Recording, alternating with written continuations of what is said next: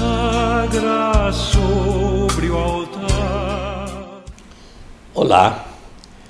No último encontro nós fizemos aí algumas considerações sobre os ritos iniciais da Santa Missa, comentando aí o sacramento da Eucaristia.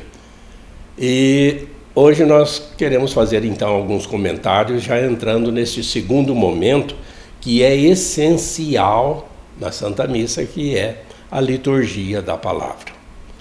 Terminou aquela oração da coleta, como nós vimos no vídeo anterior, a oração do dia. Nós já iniciamos de imediato a liturgia da palavra. A gente vai, é bom a gente também pensar assim, a gente vai à Santa Missa para comer carne. A gente vai à missa para comer a carne do Cordeiro, o Cordeiro de Deus que tira o pecado do mundo. E a gente vai também para beber o seu sangue, porque a hóstia que nós comungamos é corpo e sangue de nosso Senhor Jesus Cristo. Eis o corpo de Cristo. Amém. Então, na liturgia da palavra, como que se fosse um aperitivo desse banquete celestial que é a Eucaristia, nós temos a liturgia da palavra. A palavra é alimento. É o primeiro alimento que é servido na Santa Missa. Essa palavra é o próprio Jesus Cristo. Aqui nós temos até uma cena, né, um quadro muito conhecido aí da internet, que é Jesus sendo leitor numa sinagoga, conforme a gente vê no capítulo 4, logo no comecinho do capítulo 4 do Evangelho de Lucas. Quem que é a palavra de Deus? Jesus Cristo.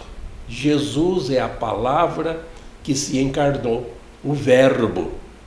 Em grego, logos, palavra.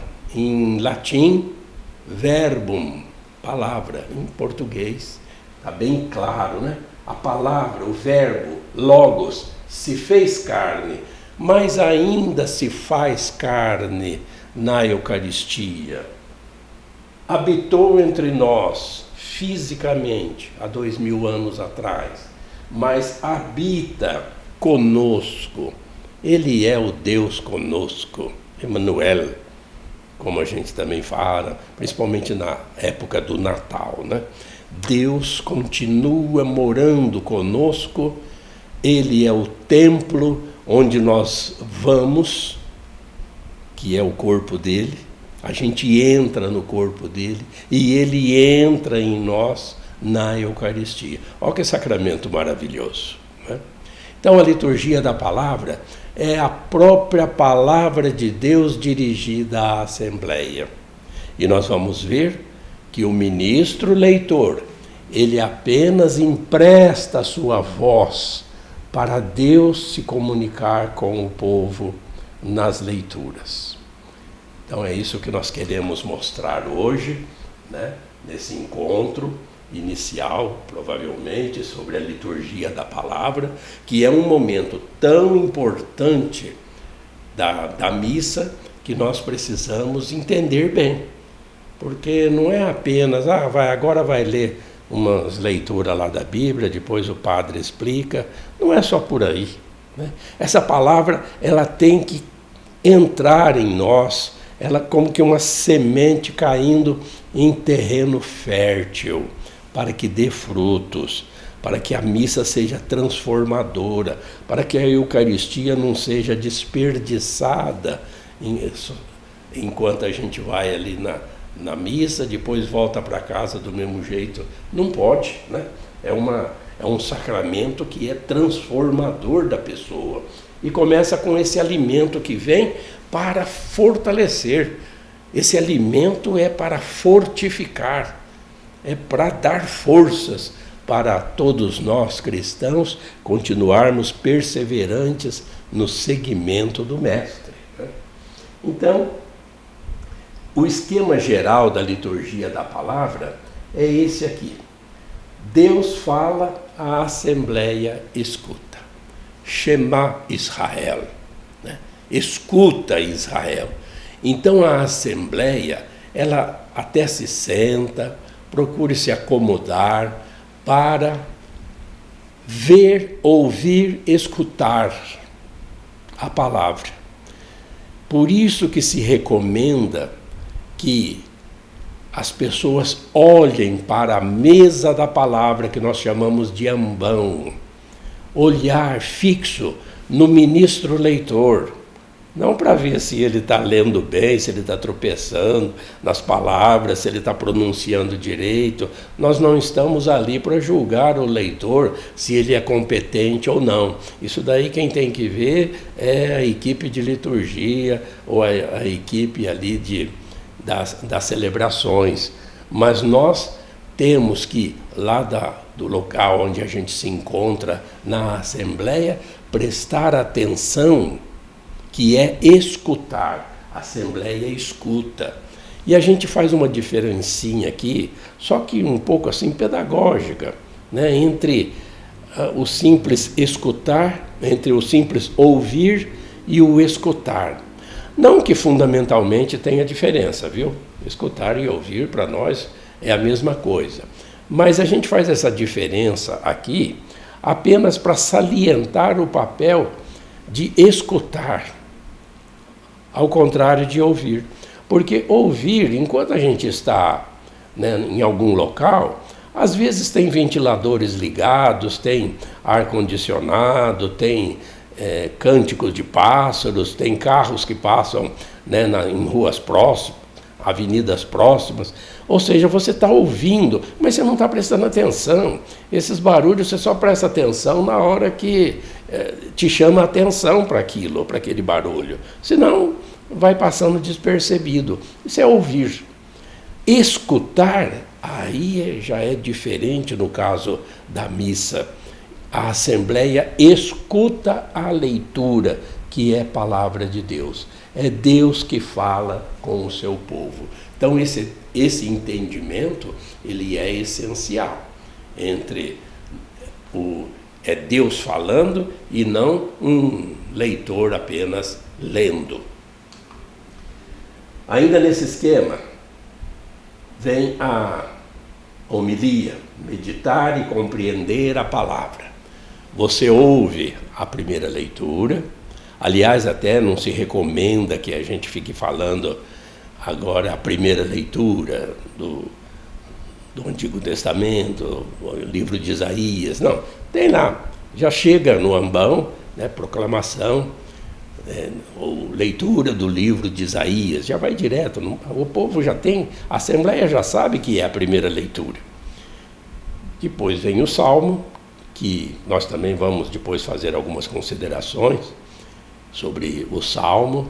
Vem a segunda leitura, que geralmente é do Novo Testamento, em casos excepcionais até a primeira leitura, no caso da Páscoa, muitas vezes o Atos dos Apóstolos, também na primeira leitura.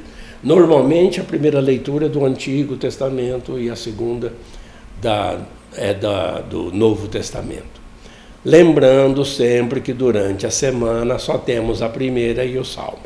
Só temos uma leitura e o Salmo, não há a segunda, por aqueles motivos que nós já falamos no vídeo anterior. E aí, nós, escutando as leituras, escutando a recitação, ou o cântico, melhor ainda, do Salmo, a segunda leitura, vem o Evangelho, né? O ponto alto do dia, o Evangelho, conforme o ano litúrgico, que nós também vamos mostrar aqui. Aí o padre ou o bispo vai fazer a homilia. A palavra homilia, que também vem do grego, homilém, significa conversar. É um tom de conversa, pelo menos é assim que se estuda em homilética, que é a disciplina que trata da homilia. Então a homilia, que tem que ser bem preparada por aquele que vai presidir ali a celebração, isso de véspera, né? Isso é o normal, é o que se solicita na igreja. A homilia é essa meditação, essa reflexão sobre o significado das mensagens escutadas, tanto das leituras, eventualmente até do Salmo, principalmente o Evangelho. Não que o presbítero aí ele vai saber, né, talvez não precise aí ficar repetindo o que já foi dito nas leituras, mas transmitir para a Assembleia, colocando, né, na vida das pessoas aquilo que Deus está falando, através das leituras indicadas naquela celebração. Então, é claro que cada padre tem o seu jeito, né? seu modo de fazer a homilia. O importante é que a pessoa não fique ali distraída, pensando, né? Como a gente brinca na morte da bezerra, enquanto o padre lá está fazendo a homilia, e às vezes até reclama quando a homilia está demorando muito, porque o padre fala demais. Poxa, mas nós não estamos ali para ficar julgando o padre, mas o sentido daquelas mensagens que Deus está nos transmitindo. Ah, como seria bom, né, que a gente participasse mesmo da Santa Missa com essa espiritualidade, com essa forma, né, de nós prestarmos mais atenção no que Deus fala, no que eu vou aproveitar dessas leituras para transformar, para melhorar a minha vida, do que apenas ficar reparando se o leitor é bom, se o padre é competente ou não. Seria bom demais que a gente entendesse o sentido desse alimento que a igreja está nos servindo, para que esse alimento de fato faça bem para a gente. Porque se tem uma coisa ruim, né, é um alimento fazer mal. Não pode. Um alimento sagrado, como é a liturgia da palavra, tem que ser bem assimilada. Terminada a homilia, normalmente aos domingos se faz a profissão de fé. Dia de semana não. Depois da homilia, ou tem a oração dos fiéis, ou se não tiver, já se vai preparar as oferendas, né, diretamente, para começar a liturgia eucarística. Mas aos domingos, e o nosso preceito dos mandamentos é ouvir missa inteira aos domingos e festas de guarda, né? Aliás, ouvir missa inteira, porque tem muita gente que chega, já está na liturgia da palavra, a missa já começou, e não é assim, né? A gente deveria chegar 10 minutos antes, 5 minutos, pelo menos, antes da missa começar. Mas tem outros que recomendam, os liturgistas, chegar até 15 minutos antes para se ensaiar os cânticos com o grupo de ministros, cantores, né, músicos, para que a gente tenha uma participação mais efetiva.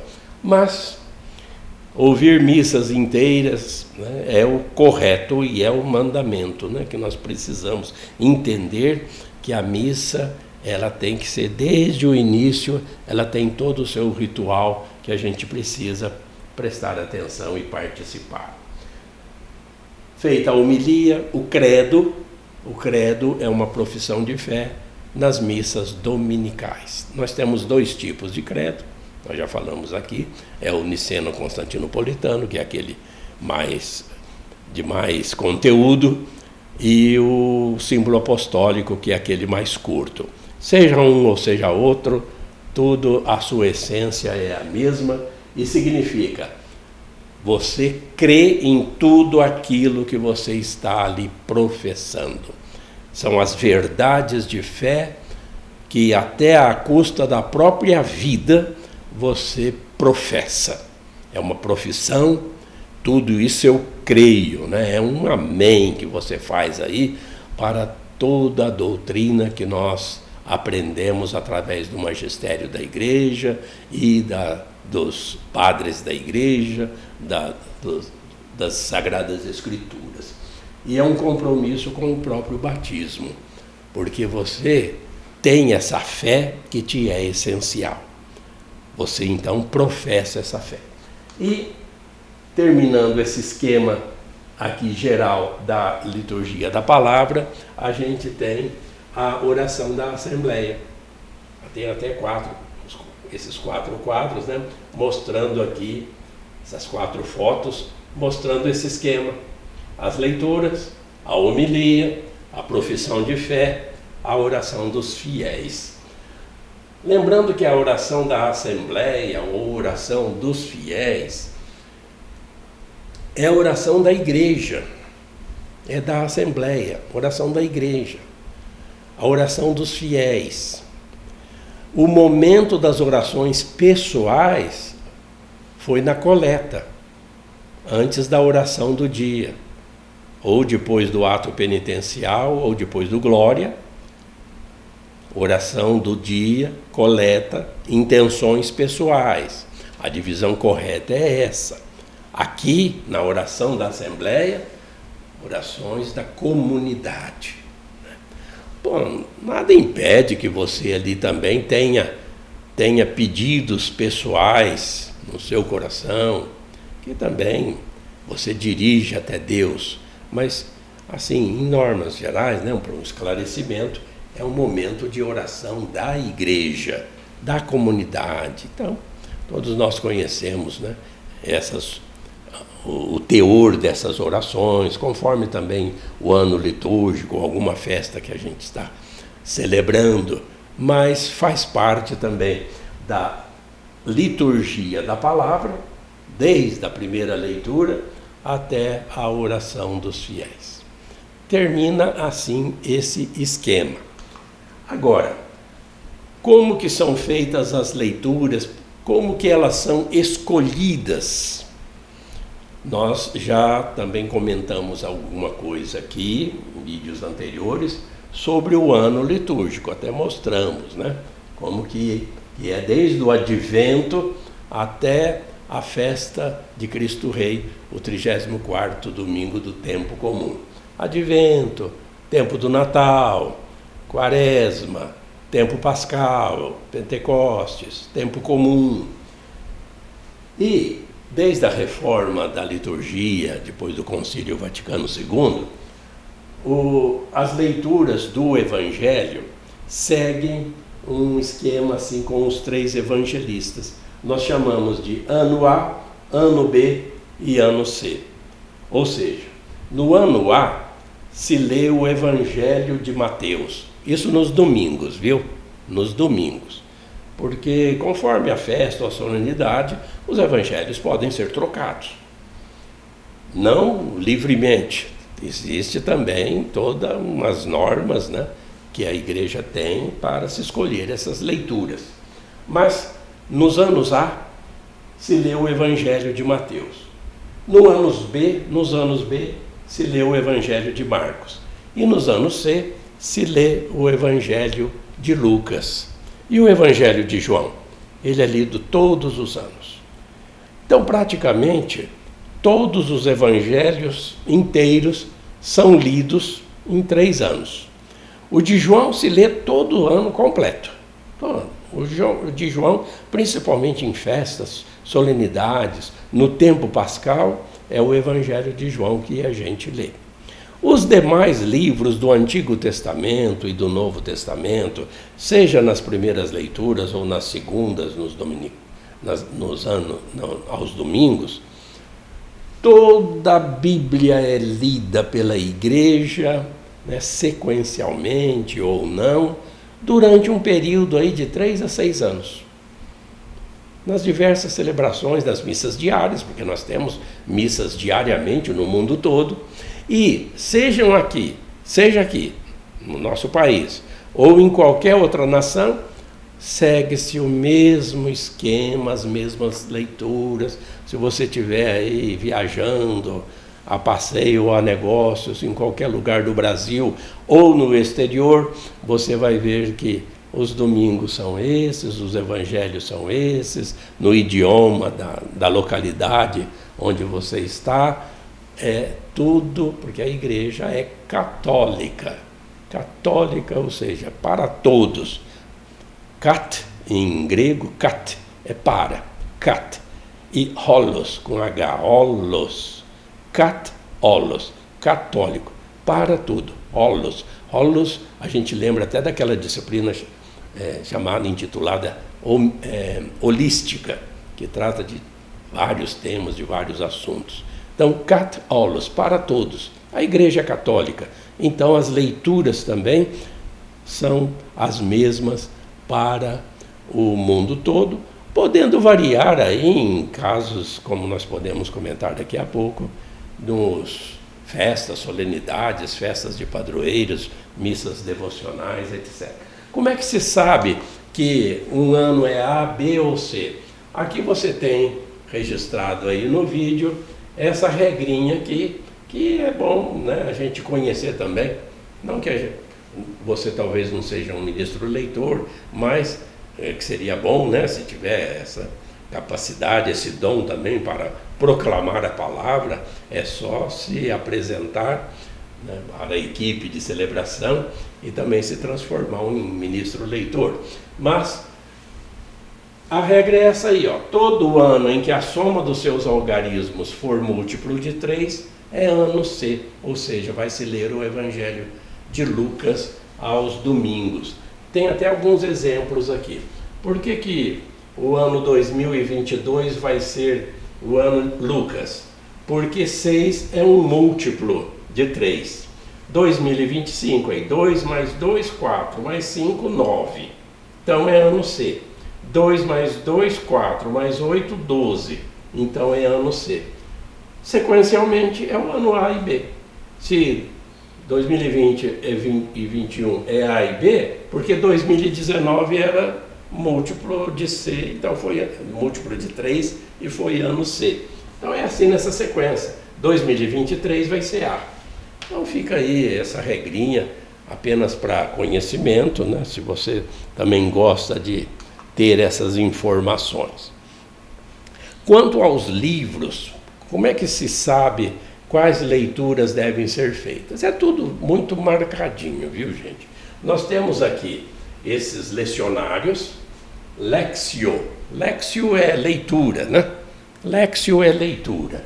Lecionário dominical, lecionário semanal, lecionário para a missa dos santos, dos comuns, das diversas necessidades. E aqui eu até mostro para vocês o lecionário, esse de número 1, que se usa aos domingos e também em festas e solenidades. Esse lecionário, utilizado então aos domingos, ele tem esses 3 anos, o A, o B e o C, e assim bem dividido, né? Por exemplo, dominical, ano A. Vendo? Começa com o tempo do advento e vai até no 34º domingo do tempo comum. Então, se é ano A, é aqui na primeira parte do lecionário que estão todas as leituras dos domingos. Se é ano B, no meio do livro estão todas as leituras dos domingos desse ano, os evangelhos de Marcos. Claro, tem as exceções aqui, como a gente viu no caso do tempo pascal, por exemplo, evangelhos de João. E por fim, no final do livro, nós temos o ano C. O ano C, que é o de Lucas, aqui na última parte do lecionário. Facinho, facinho, né? O lecionário de número 2, que é esse aqui, semanal, antigamente a gente falava ferial, que é dos dias da semana. Ferial é de segunda-feira, terça-feira, quarta-feira. Os dias de semana é esse lecionário que se usa para todas as missas. E apenas a diferenciação que tem de um lado é para se usar no ano par. Nós temos aí ano ímpar e tem também ano ímpar, 2019, 2021. Tem as leituras para o ano ímpar e tem as leituras para o ano par, 2020, 2022. Então, normalmente os leitores já conhecem, né, esses lecionários para saber qual a leitura usar em cada dia. Cada semana está tudo marcadinho, sem confusão. Já o lecionário de número 3 é esse para as missas dos santos, dos comuns, para diversas necessidades e missas votivas. O que vem a ser? Dos santos. Por quê? Nós temos santos em todos os meses, né? Que novembro, por exemplo. Todos os dias, um ou outro santo devocional, nós encontramos leituras apropriadas nesse lecionário semanal. Temos também para diversas necessidades. Por exemplo, uma missa para pedir chuva. Tem também missa por autoridades, missa pelo país, né? Temos diversas necessidades que o padre pode escolher em algum horário uma missa nesse sentido. Missas votivas são as missas devocionais. Por exemplo, missa do Sagrado Coração de Jesus. É uma devoção muito boa, muito. Por exemplo, você pode escolher essas leituras do Sagrado Coração de Jesus toda a primeira sexta-feira do mês, né? São as missas votivas, ou também chamadas de devocionais. Por hoje nós ficamos por aqui, mostrando, né, essas primeiras considerações sobre a liturgia da palavra. A partir do próximo vídeo, nós vamos falar sobre o que um ministro leitor precisa para emprestar o seu corpo e a sua voz para transmitir a palavra de Deus com competência, com qualidade para a Assembleia.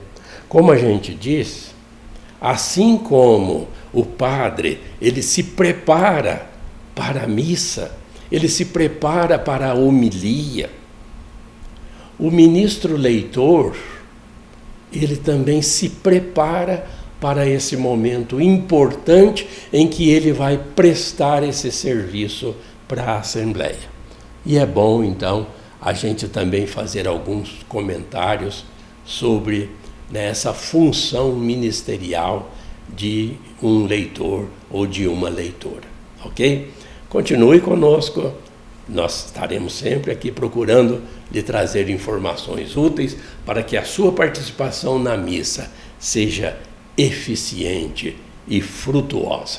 Que você saia da missa depois colocando em prática, né, esses dons que você recebe e que Deus distribui com abundância para aqueles que os desejam. Fique sempre com Deus. Se aproxime cada vez mais dele, que ele sempre te abençoa. Fique com Deus.